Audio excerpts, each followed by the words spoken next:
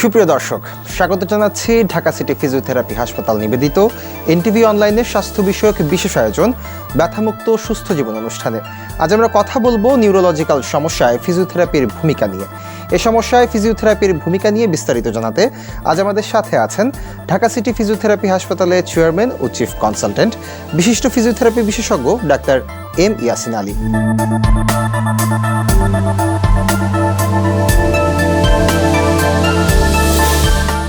Sir, আপনাকে স্বাগত আমাদের অনুষ্ঠানে। আপনাকেও ধন্যবাদ। স্যার, বর্তমানে খুব পরিচিত একটি স্বাস্থ্য সমস্যার নাম হচ্ছে নিউরোলজিক্যাল যে সমস্যাটি। এই সমস্যাটি মূলত আসলে কেন হয়?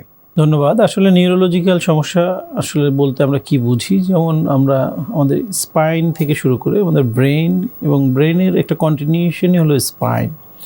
এই স্পাইন বা যেটাকে আমরা মেরুদণ্ড বলি, এই মেরুদণ্ডের থেকে আমাদের নার্ভগুলো সারা শরীরে ছড়িয়ে পড়েছে। যেমন ইলেকট্রিক্যাল একটা সিস্টেম আছে, যেমন এই রুমে যদি আমরা চিন্তা করি সুইচ থেকে নার্ভ মানে তারগুলা যে আমাদের এই লাইট জ্বলছে, ওই ফ্যান চলছে, ঠিক এরকম আমরা যে কথা বলছি, আমরা যে হাত নাড়াচ্ছি, প্রত্যেকটাই আমাদের নার্ভের ফাংশনের মাধ্যমে হয়।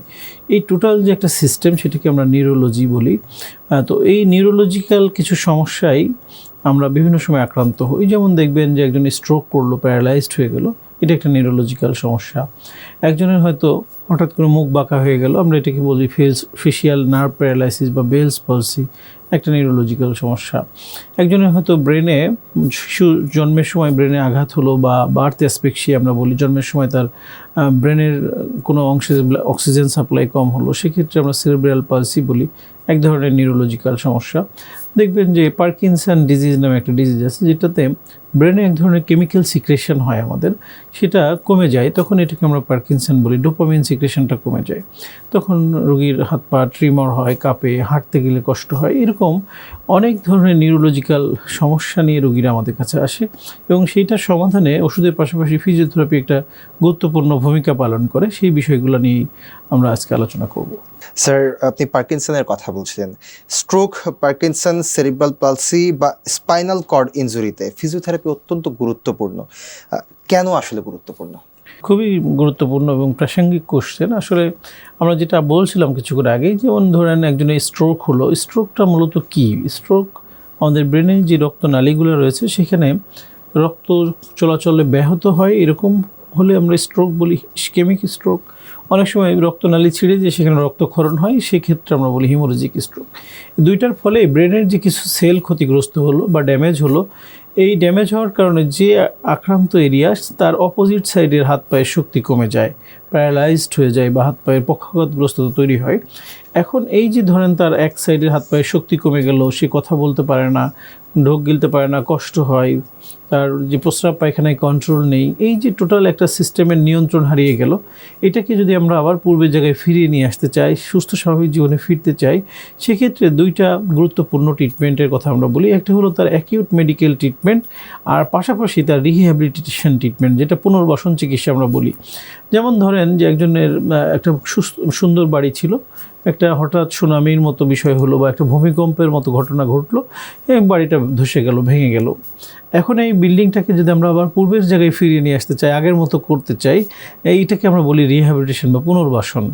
তো এই পুনর্বাসনটা যখন ফিজিক্যাল পুনর্বাসন হয়, তখন এটাকে আমরা মানে নিউরোলজিক্যাল রিহ্যাবিলিটেশন বা পুনর্বাসন চিকিৎসা বলে থাকি। তো এই ক্ষেত্রে ফিজিওথেরাপির রোল আসলে খুবই অনস্বীকার্য এবং এই ক্ষেত্রে আমরা তার মাসেল পাওয়ারগুলো বাড়ানো, তাকে গেট ট্রেনিংয়ের মাধ্যমে তার হাঁটাটা শেখানো, তার স্বাভাবিক অ্যাক্টিভিটিতে ফিরে নিয়ে যাওয়ার জন্য তার যে স্মুথ যে ফাইন ওয়ার্কগুলো রয়েছে সেগুলোকে আবার শেখানো। তো এই যে রিহ্যাবিলিটেশন ট্রিটমেন্ট, আপনি যেমনটি বলছিলেন স্ট্রোক বা আমরা সেরিব্রাল পালসির কথা বলছি, সেরিব্রাল পালসিটাও একটা নিউরোলজিক্যাল প্রবলেম। এটা ব্রেনে যদি আমাদের একটা সেরেব্রাম নামে একটা জায়গা আছে, সেখানে কোনো কারণে আমাদের যদি ক্ষতিগ্রস্ত হয়, সেক্ষেত্রে আমরা সেই এরিয়ার ফাংশনটাকে হারিয়ে ফেলি, তখন আমরা সেরেব্রাল পালসি বলি। শিশুদের ক্ষেত্রে আমরা বেশি পেয়ে থাকি। শিশুরা যখন জন্মের সময় তাদের বার্থ অ্যাসপেক্সিয়া হয় বা ব্রেন কোনো কারণে ক্ষতিগ্রস্ত হয়, ব্লাড সার্কুলেশন কম হয়, তখন এই সমস্যাটা তৈরি হয়। এছাড়া স্পাইনাল কর্ড ইনজুরির কথা আপনি বলেন, খুব কমন একটা ইস্যু আমাদের সমাজে, বিশেষ করে বাংলাদেশে প্রতিনিয়ত রোড ট্রাফিক অ্যাক্সিডেন্ট হচ্ছে এবং সেটার সংখ্যা আনলিমিটেড। আমরা রাস্তায় প্রতিনিয়ত দেখি যে গাড়ি অ্যাক্সিডেন্ট, এটা খুব কমন। এছাড়া ফল ফ্রম হাইট থাকে, অনেকে ওয়ার্কার থাকে যারা কনস্ট্রাকশন কাজের সাথে জড়িত, ওপর থেকে পড়ে গেছে। আমরা গ্রাম অঞ্চলে দেখতে পাই নারিকেল নামানোর জন্য উপরে গাছে ওঠে, সেখান থেকে পড়ে যায়। তো এই যে বিভিন্ন ইনজুরি থেকে আমাদের স্পাইনাল কর্ড ইনজুরিটা খুব কমন।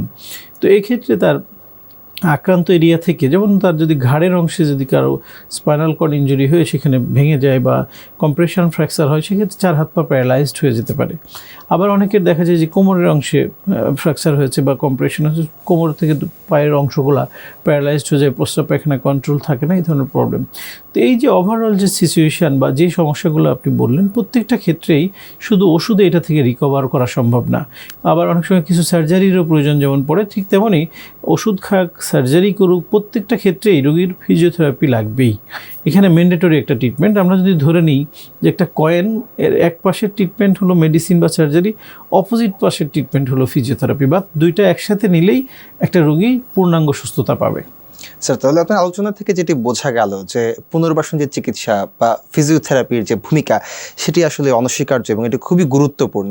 একজন স্ট্রোক রোগীর ক্ষেত্রে কখন আসলে ফিজিওথেরাপি শুরু করা উচিত এবং যদি দেরি হয় তাহলে কি ধরনের সমস্যা হতে পারে? খুবই গুরুত্বপূর্ণ একটি কোশ্চেন। আসলে স্ট্রোক একটা ভয়াবহতার নাম, আপনি জানেন, এবং রিসেন্ট গবেষণায় দেখা যাচ্ছে প্রতি 3 সেকেন্ডে একজন মানুষ স্ট্রোকে আক্রান্ত হচ্ছে এবং প্রতি 4 জনে একজন মানুষ স্ট্রোকের ঝুঁকিতে রয়েছি আমরা। সো এটা বিরাট একটা ইস্যু। তো এই ক্ষেত্রে স্ট্রোকের পরে তার যে সমস্যাটা হলো, তার এক সাইডের পক্ষাঘাতগ্রস্ততা তৈরি হলো, সেটা যদি ইসকেমিক স্ট্রোক হয়ে থাকে, যেটা কিছুক্ষণ আগে আমরা বলেছি, তার যদি ব্রেনে রক্ত চলাচল সরবরাহজনিত ঘাটতি থাকে, সেক্ষেত্রে আমরা ফ্রম দ্য ডে 1 আমরা ফিজিওথেরাপি স্টার্ট করতে পারি এবং সেটা যদি আর্লি শুরু করব, রোগী তত দ্রুত সুস্থ হবে। আর যদি হিমোরেজিক স্ট্রোকের কথা বলি, যেখানে রক্তক্ষরণ হয়েছে, সেক্ষেত্রে আমরা 7 দিন, 10 দিন, 14 দিন রোগী ভেদে, তার সমস্যা ভেদে আমরা একটু অবজার্ভ করতে বলি, কারণ তার এমনিতেই রক্তক্ষরণ হয়েছে, সেখানে যদি আমরা এক্সারসাইজ করি তার রক্তক্ষরণটা আরও বেড়ে যেতে পারে। সেক্ষেত্রে অ্যাকর্ডিং টু সিভিয়ারিটি আমরা কারো ক্ষেত্রে 7 দিন পরে স্টার্ট করতে বলি, কারো 10 দিন, 14 দিন, 21 দিন। আর একটা কথা আপনি বললেন, যদি ডিলে হয় সেক্ষেত্রে আমাদের কী জটিলতা তৈরি হতে পারে। আমরা প্রায়শই এ ধরনের রোগী পাই যারা মনে করেন 1 বছর, 1.5 বছর আগে স্ট্রোক হয়েছে, তারপরে চিকিৎসাটা সঠিকভাবে হয়নি, অপচিকিৎসার শিকার হয়েছেন। অনেকে কবিরাজের কাছে যান, ঝাড়ফুঁক করেন, অভিশাপ লেগেছে বলে সমাজে এক ধরনের সোশ্যাল কিছু এরকম মিথ রয়েছে। তো এই জায়গাগুলো থেকে তারা কি করে আস্তে আস্তে করে ওই যে আক্রান্ত অংশের হাত পাগুলো স্টিফ হয়ে যায়, শক্ত হয়ে যায়, আর পূর্বের জায়গায় ফিরিয়ে নিয়ে আসা যায় না। একটা রেসিডুয়াল প্যারালাইসিস তাদের ডেভেলপ করে এবং সে যেমন তার পরিবারে 2 উপার্জন কম ব্যক্তি হতেন বা হন, সে ওই পরিবারটাও ডিজেবল হয়ে যায়। ওভারঅল দেশে আমাদের একটা বার্ডেন তৈরি করে। তো এই জন্য গবেষণা বলছে যে ফিজিওথেরাপিটা খুবই গুরুত্বপূর্ণ প্রথম 90 দিনে, যে স্ট্রোক পরবর্তী 90 দিনকে একসাথে একটা গোল্ডেন আওয়ারের কথা বলছে, যে এই সময়টাই যদি প্রপারলি ওষুধ, ফিজিওথেরাপি, এক্সারসাইজ, লাইফস্টাইল মডিফিকেশান 4টা জিনিস যদি একসাথে করা যায়, তাহলে মোস্ট অফ দ্য কেসে রোগী তার স্বাভাবিক জীবনে ফিরে যেতে পারে। স্যার, আপনি তো বললেন যে একটা সময় পর বা দেরি হয়ে গেলে আসলে সেই জায়গাটি আসলে স্টিফ হয়ে যায় বা দেখা যাচ্ছে যে সে শক্ত হয়ে যাওয়ার কারণে আর পূর্বের অবস্থায় ফেরত আসে না। সেক্ষেত্রেও কি ফিজিওথেরাপির কোনো ভূমিকা রয়েছে? যারা হয়তো অনেক দিন লেট করে ফেলেছেন, চিকিৎসকের পরামর্শ নেননি বা কোনো ধরনের ফিজিওথেরাপি নেননি, সেক্ষেত্রে কি আসলে কোনো সমাধান রয়েছে? ধন্যবাদ। আসলে আমরা সেক্ষেত্রে যেটা বলি যে something is better then nothing. উনি যে সময়টা আসলো হয়তো অনেক দেরি হয়ে গেল, বাট যে অবস্থানে আছে সেই অবস্থান থেকে তার কোয়ালিটি অফ লাইফ হয়তো চেঞ্জ হবে, অবস্থান থেকে অবস্থানে পরিবর্তন করা সম্ভব হবে। বাট আগে নিলে যেমন তার পরিপূর্ণ সুস্থতা পেতে পারতো, এই ক্ষেত্রে তার পরিপূর্ণ সুস্থ হওয়াটা কঠিন, হয়তো সম্পূর্ণ সুস্থ হওয়া সম্ভব নয়, কিন্তু তার যে কষ্ট আছে সেটাকে লাঘব করা বা কমানো সম্ভব। মাসেল স্টিফনেস, স্পাস্টিসিটি বা পক্ষাঘাতগ্রস্ততা, এসব অবস্থায় কোন থেরাপিগুলো আসলে বেশি কাজে লাগে? হ্যাঁ, ধন্যবাদ। আসলে প্যারালাইসিসের ক্ষেত্রে আমরা 2 ধরনের প্যারালাইসিসের কথা বলি। একটা হলো আমরা বলি ফ্ল্যাসিড প্যারালাইসিস, যেটা একেবারেই হাত পায়ের শক্তি থাকে না, তার নাড়ানোর কোনো অ্যাবিলিটি থাকে না। আরেক ধরনের প্যারালাইসিস হয় যেটা শক্ত হয়ে যায়, মাসেল স্পাস্টিসিটি ডেভেলপ করে, স্পাজম হয়, যে মনে করেন যে হাতটা এরকম বাঁকা হয়ে গেছে, শক্ত হয়ে আছে, আর মুভ করা যাচ্ছে না। তো 2 ধরনের প্যারালাইসিসই আমরা পাই। তবে ফ্ল্যাসিড প্যারালাইসিস যেটা একেবারেই মুভ করার অ্যাবিলিটি নেই, একেবারেই নরম, তো সেই ক্ষেত্রে তাকে আমরা ইলেকট্রিক্যাল স্টিমুলেশনের মাধ্যমে নার্ভগুলোকে আবার অ্যাক্টিভ করি। তো এক্ষেত্রে আমাদের আসলে ইলেকট্রিক্যাল একটা ট্রিটমেন্ট রয়েছে, ইলেকট্রোথেরাপি আমরা বলি, যেটা ফ্ল্যাসিড প্যারালাইসিসের জন্য এক ধরনের আমরা ইলেকট্রোথেরাপি ইউজ করি, আবার যেটা স্পাস্টিসিটি ডেভেলপ করে সেটাকে রিকভার করার জন্য আমরা আরেক ধরনের ট্রিটমেন্ট ইউজ করি। তো এটা আসলে একটা ফিজিওথেরাপি বিশেষজ্ঞ রোগীটাকে অ্যাসেসমেন্ট করে তার জন্য কোনটা অ্যাপ্রোপ্রিয়েট সেটা আমরা প্রেসক্রাইব করে থাকি বা সেই ট্রিটমেন্ট আমরা ইমপ্লিমেন্টেশন করে থাকি।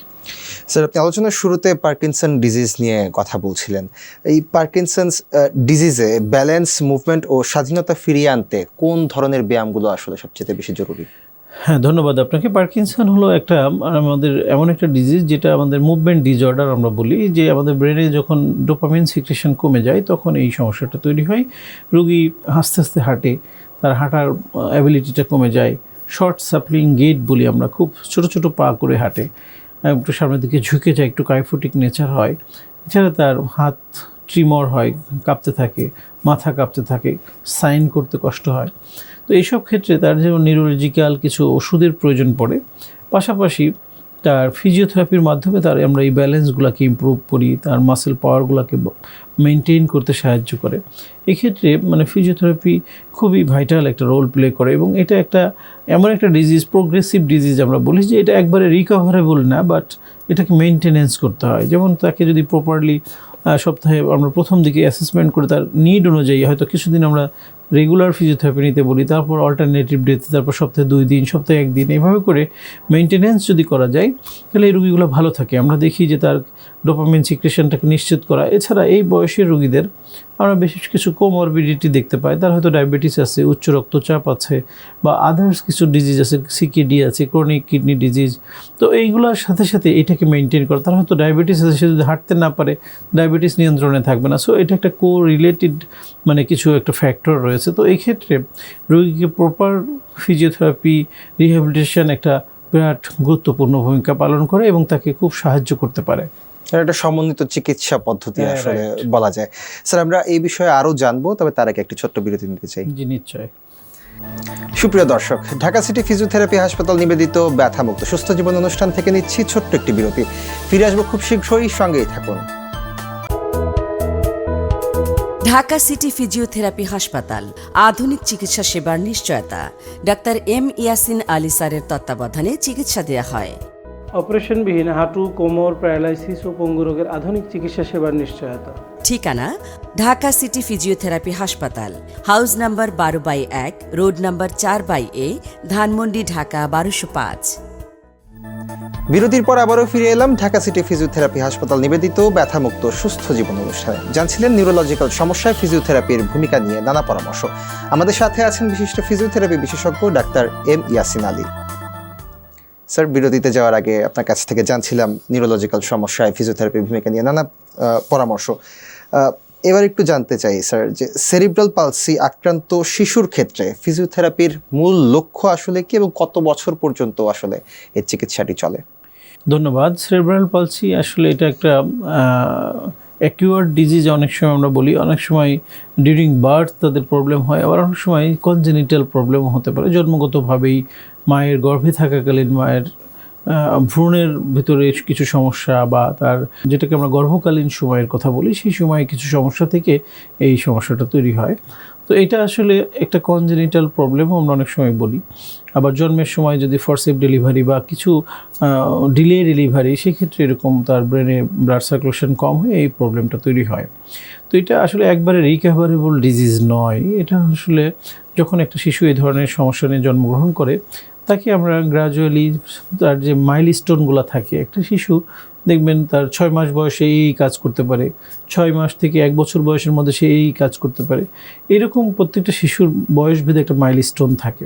তো যখন দেখা যায় যে একটা শিশু তার স্বাভাবিকভাবে যে নর্মাল গ্রোথ হওয়ার কথা ছিল সেটা হচ্ছে না, নর্মালি যে তার অ্যাক্টিভিটি হওয়ার কথা ছিল হচ্ছে না, তখন এটাকে নোটিশ করা উচিত এবং চিকিৎসকের পরামর্শ নেওয়া উচিত, বিশেষ করে পেডিয়াট্রিক নিউরোলজিস্ট পরামর্শ নেওয়া। যদি সেরেব্রাল পালসিতে আক্রান্তই হয়ে থাকে, তখন তার কি কি সমস্যা রয়েছে সেই সমস্যাগুলোকে আমরা একটা আইডেন্টিফাই করার চেষ্টা করি। সেখানে তার সেই সমস্যা অনুযায়ী আমরা ট্রিটমেন্ট প্ল্যান করি। সেই প্ল্যান অনুযায়ী কারো কারো ক্ষেত্রে হয়তো 6 মাস, 1 বছর, কম সমস্যা তাদের হয়তো অল্প সময়ে আমরা সেটাকে রিকভার করতে পারি, কারো আছে খুব সিভিয়ার প্রবলেম, সেটা হয়তো দীর্ঘমেয়াদী চিকিৎসার প্রয়োজন পড়ে। তো এক্ষেত্রে এটা যেহেতু একবারে নন রিকভারেবল ডিজিজ, আমরা বলি তার লাইফস্টাইল মানে যতদিন সে আস্তে আস্তে বড়ো হতে থাকবে তাকে মেনটেনেন্স করে চলতে হবে। সো সেক্ষেত্রে নির্দিষ্ট টাইম ব্যারিয়ার দেওয়াটা খুব কঠিন, ক্ষেত্র বিশেষ বা রোগ ভেদে বা ব্যক্তি বিশেষে এটা ভ্যারি করে। তবে আমরা এটাকে বলি যে তার কী কী ডিফিকাল্টিস রয়েছে সেটাকে অ্যাসেসমেন্ট করার পরে তার এটাকে রিকভার করা বা তাকে এটা কমিয়ে নিয়ে আসা, সেক্ষেত্রে তার কী কী প্রয়োজন সেটা একজন বিশেষজ্ঞ চিকিৎসক অ্যাসেসমেন্টের পরেই বলতে পারবেন। ইন জেনারেলি বলাটা কঠিন। তবে এটা আমরা অনেক সময় দেখি, বিশেষ করে গ্রাম অঞ্চলে, এটা অনেকের অভিশাপের ফসল, বিভিন্ন বাবা মায়ের কুকর্মের ফল হিসেবে আমরা পাই। এগুলো আসলে একটা সোশ্যাল ট্যাবু রয়েছে, এগুলো থেকে আমাদের বের হয়ে আসতে হবে। এটা আসলে মানে কারোর নির্দিষ্ট দোষ নয়, এটা বিভিন্ন কারণেই হয়ে থাকে। সেজন্য এটার একটা চিকিৎসা পদ্ধতিও রয়েছে, সেটাও জানা দরকার। তো এক্ষেত্রেও আমরা সমন্বিত কিছু চিকিৎসার কথা বলি। তার যেমন হয়তো কিছু নিউরোলজিক্যাল কনসালটেশন দরকার, ফিজিওথেরাপি দরকার, অনেক ক্ষেত্রে স্পিচ ডিলে থাকে, কথা বলতে অসুবিধা, আমরা স্পিচ অ্যান্ড ল্যাঙ্গুয়েজ থেরাপি চিকিৎসকের পরামর্শ নিতে বলি। এছাড়া অকুপেশনাল থেরাপি এদের ক্ষেত্রে খুব ভালো রোল প্লে করে, কারণ একটা শিশু নর্মাল যে জন্মগ্রহণ করে তার গ্রোথ এক ধরনের, তার অ্যাক্টিভিটিস এক ধরনের, এর অ্যাক্টিভিটিসগুলো সম্পূর্ণ ভিন্ন থাকে। সো তার শেখানোর পদ্ধতিটাও একটু ভিন্ন হয়। এবং এদেরকে স্কুলেও যদি আমরা দিই, সেক্ষেত্রে আমরা বলি বিশেষ শিক্ষা সম্পন্ন যে স্কুলগুলো, সেইগুলোতে আমরা এই শিশুদেরকে আমরা ভর্তি করতে বলি। তো এই ক্ষেত্রে আসলে ওভারঅল যেটা আপনি বললেন যে আমাদের এই ট্রিটমেন্ট পদ্ধতি কতদিন চলবে, এগুলো প্রত্যেকটা রোগীর ইন্ডিভিজুয়াল তার সমস্যাগুলোর উপর ভ্যারি করে। যে স্পাইনাল কর্ড ইনজুরি রোগীর ক্ষেত্রে মোটর রিকভারি, হাঁটা শেখানো বা বিচিনিং পুনর্বাসনের ক্ষেত্রে ধাপগুলো আসলে কি কি? ধন্যবাদ। আসলে স্পাইনাল কর্ড ইনজুরি আসলে কোন অংশে হয়েছে? স্পাইনটা আমাদের ঘাড়ের থেকে শুরু করে কোমরের নিচ পর্যন্ত অবস্থিত। তো এই ক্ষেত্রে আমাদের সার্ভাইকাল রিজন বা আমরা ঘাড়ের অংশে যদি বলি, তাহলে রোগীর ডিফিকাল্টিস এক ধরনের হয়। যদি পিঠের অংশে হয় তার ডিফিকাল্টিস এক ধরনের, কোমরের অংশে হয় সেক্ষেত্রে তার ডিফিকাল্টিস এক ধরনের হয়। তো এই প্রত্যেকটা ক্ষেত্রেই আমরা দেখি যে তার যে অংশে ক্ষতিগ্রস্ত তার নিচের অংশগুলো প্যারালাইজড হয়ে যায়। প্যারালাইসিস হলে তার মোটর ফাংশন, সেন্সরি ফাংশন অনেক সময় দুইটাই ক্ষতিগ্রস্ত হয়। অনেকের আছে যে না, সেন্সরি ফাংশন ভালো আছে, মানে সে সেন্স বুঝতে পারছে বাট মুভমেন্ট করতে পারছে না, তখন মোটর ফাংশনটা ইনভলভ হয়। তো এটা ব্যক্তি বিশেষে ভিন্ন ভিন্ন থাকে। যেমন আপনি ধরুন যে আপনার চোখ বন্ধ করে আমি বসে আছি, আমার পিঁপড়ায় একটা কামড় দিল, যে অনুভূতি, এটা আমি তো না দেখেই কিন্তু বুঝতে পারছি যে আমার আসলে পিঁপড়ায় কামড় দিল বা একটা চিমটি দিল। এই যে অনুভূতিটা, এটাকে আমরা সেন্সরি নার্ভের ফাংশন বলি। আবার আমি ওই যে পিঁপড়াটা আমাকে কামড় দিল, তার এগেনস্টে তাকে যে ওখান থেকে সরাতে হবে, তাকে যে আমরা একটা প্রেশার দিয়ে সেখান থেকে তাকে মেরে ফেলবো বা তাকে সরিয়ে দিব, এই যে ফাংশনটা আমরা করব, সেটা হলো আমরা বলি মোটর ফাংশন। তো এই বোধ ফাংশনই অনেকের হ্যাম্পার হয়, আবার অনেকের একটা ফাংশন ঠিক আছে, আরেকটা ফাংশন প্রবলেম হয়, বাট মোটর ফাংশনটা বেশিরভাগ ক্ষেত্রেই ক্ষতিগ্রস্ত হয়। তো এই প্রত্যেকটা ক্ষেত্রেই ইন্ডিভিজুয়াল রোগীকে আমরা একটা অ্যাসেসমেন্ট করি যে তার কোন কোন জায়গায় সমস্যা, সেটাকে আমরা আইডেন্টিফাই করে আমরা একটা দীর্ঘমেয়াদী প্ল্যান করতে হয়। এই রোগগুলো আসলে একটু সময় সাপেক্ষ ট্রিটমেন্ট। সো আমরা শর্ট টার্ম কিছু গোল নিই, কিছু মিড টার্ম, কিছু লং টার্ম, যে আমরা শর্ট টার্মে প্রথমে তাকে কী জিনিসগুলো ইমপ্রুভ করব, মিড টার্মে তাকে নিয়ে কী কী কাজ করবো, এবং লং রান সে যখন বাকি জীবনটা তার কীভাবে চলবে, সে তার স্বাভাবিক জীবনযাপন করতে পারে। যেমন দেখবেন এখন কিন্তু অনেকে হুইল চেয়ার বাউন্ড হয়ে অনেক কাজ করতে পারে। আমি এরকম অনেককে দেখি, সে সংবাদ পড়ে হুইল চেয়ারে বসে, সেই স্পোর্টসের সাথে রিলেটেড ক্রিকেট খেলে, মানে এটাও সে হুইল চেয়ারে বসে। সো এরকম হিউজ মানে স্কোপ আছে মানুষের কাজ করার বা শেখার, কিন্তু প্রপার ট্রেনিংটা তার দরকার। মানে তার স্পাইনাল কর্ড ইনজুরি হলে মানে তার জীবন শেষ, অ্যাকচুয়ালি তা কিন্তু নয়। অনেকে অফিস করছে, ডেস্ক জব করছে, কিন্তু এই জায়গাটায় তাকে যদি একটু প্রপার ট্রিটমেন্ট গাইডলাইন দেওয়া হয়, সেক্ষেত্রে তার ফিজিওথেরাপি, অকুপেশনাল থেরাপি, কিছু কিছু ক্ষেত্রে তার নিউরো রিহ্যাব যেটা প্রপার দরকার, এই প্রত্যেকটা জিনিস যদি সমন্বিতভাবে করা যায়, তাহলে এই ধরনের যে মোটর নার্ভ ইনজুরি বা যে স্পাইনাল কর্ড ইনজুরি থেকে একটা রোগীকে আবার হয়তো তার সামাজিক স্রোতে বা স্বাভাবিক স্রোতে ফিরিয়ে নিয়ে আসা যায়। স্যার, একজন রোগী আসলে কখন বুঝতে পারবেন যে তিনি আসলে ঝুঁকিতে আছেন, বা কারা আসলে এই মানে সমস্যাটিতে সবচেয়ে বেশি ভোগেন আসলে, বা সমস্যাটি হওয়ার ঝুঁকিতে থাকেন, কিভাবে আসলে বোঝা যায়? ধন্যবাদ। আসলে নিউরোলজিক্যাল এই সমস্যাগুলো কিছু কিছু ক্ষেত্রে হঠাৎ করেই হয়ে যায়। যেমন একজন হঠাৎ করে স্ট্রোকে আক্রান্ত হলেন, হয়তো প্রিভিয়াস তার কোনো সতর্কতা ছিল না, বাট কিছু জেনেটিক্যাল ফ্যাক্টর আছে, আমরা রিস্ক ফ্যাক্টরের মধ্যে ধরি। যেখানে একটু রোগী স্ট্রোকে আক্রান্ত হওয়ার জন্য কিছু রিস্ক ফ্যাক্টর রয়েছে, তার লাইফস্টাইল জনিত ডিজিজ আমরা বলি। যেমন হয়তো তার ধূমপানের হিস্ট্রি রয়েছে, সেটাকে আমরা অ্যাভয়েড করতে পারি। তার হয়তো অ্যালকোহল নেওয়ার অভ্যাস আছে, সেটাকে অ্যাভয়েড করা। তার শরীরে ওজন মাত্রা অতিরিক্ত, সেটাকে নিয়ন্ত্রণে রাখা। তার হয়তো লিপিড প্রোফাইল বা আমরা বলি কোলেস্টেরলের মাত্রা অনেক বেশি, সেটাকে নিয়ন্ত্রণে রাখা। তার হচ্ছে উচ্চ রক্তচাপ রয়েছে, সেটাকে নিয়মিত ওষুধ সেবনের মাধ্যমে তার সেটাকে নিয়ন্ত্রণে রাখা। কারো হয়তো ডায়াবেটিস আছে বাট নিয়ন্ত্রণে নেই, সেই ডায়াবেটিসটাকে নিয়ন্ত্রণে রাখা। এরকম যে কোমরবিডিটিগুলো রয়েছে, সেগুলোকে যদি আমরা নিয়ন্ত্রণে রাখি, স্ট্রোককে আমরা হয়তো প্রতিরোধ করতে পারি। ঠিক তেমনই স্পাইনাল কর্ড ইনজুরির কথা যদি আপনি বলেন, এখন আমি রোডে চলছি, আমার অ্যাক্সিডেন্ট হবে আমি জানি না, হয়ে গেল, অ্যাক্সিডেন্ট হলো। বাট অনেক সময় আমরা ইচ্ছাকৃতভাবে আমরা রাস্তা পার হতে চাচ্ছি চলন্ত গাড়ির সামনে দিয়ে, যে তখন তো এটা আমাদের একটা ইচ্ছাকৃত অ্যাক্সিডেন্ট বলবো। তো সেই ক্ষেত্রে এইরকম প্রত্যেকটা ক্ষেত্রে আমরা যদি সচেতন হই, তাহলে অনেকাংশে এইগুলো থেকে আমরা নিজেদেরকে প্রতিরোধ করতে পারবো। জীবনমানের আসলে একটা পরিবর্তনের প্রয়োজন আছে এখানে। স্যার, ফিজিওথেরাপি তো একটি প্রশস্ত চিকিৎসা ব্যবস্থা আসলে বলা যায়। তো সেক্ষেত্রে ফিজিওথেরাপির বিভিন্ন মেশিন বা মডালিটিস, যেমন ইএমএস, এফইএস, লেজার বা রোবোটিক্স থেরাপি আসলে কতটা কার্যকর? ফিজিওথেরাপি একটা ভাস্ট সাবজেক্ট, আপনি যথার্থ বলেছেন।